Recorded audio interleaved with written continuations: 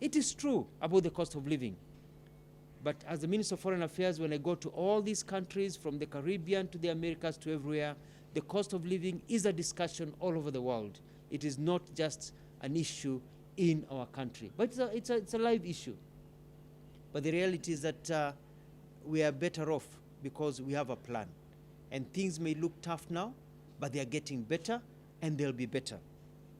It is therefore unfortunate, and this is very important, that on July the 14th, 2023, the spokesperson of the Office of the United Nations Human Rights, OHCHR in Geneva, issued a media statement on protests in some parts of Kenya, in which he alleged, in quotes, widespread violence and unnecessary or disproportionate use of force.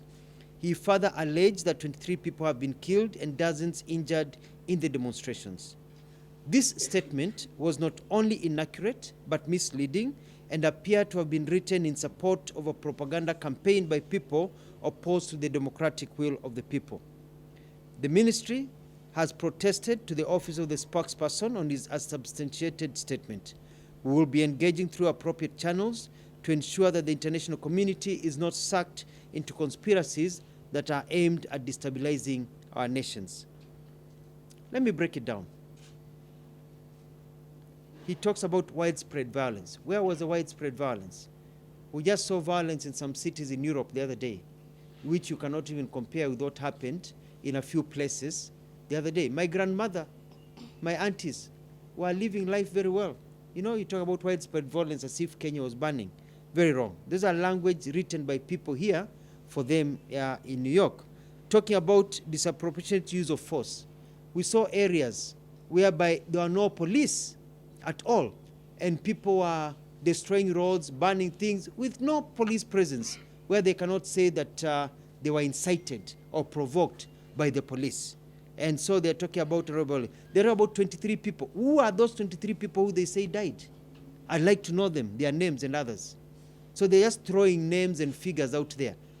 You know, that is bad manners for an organization of such stature. That is really a high level of inefficiency and unprofessional work, because they need to do their own research before they come out issuing letters and statements that are basically full of misinformation.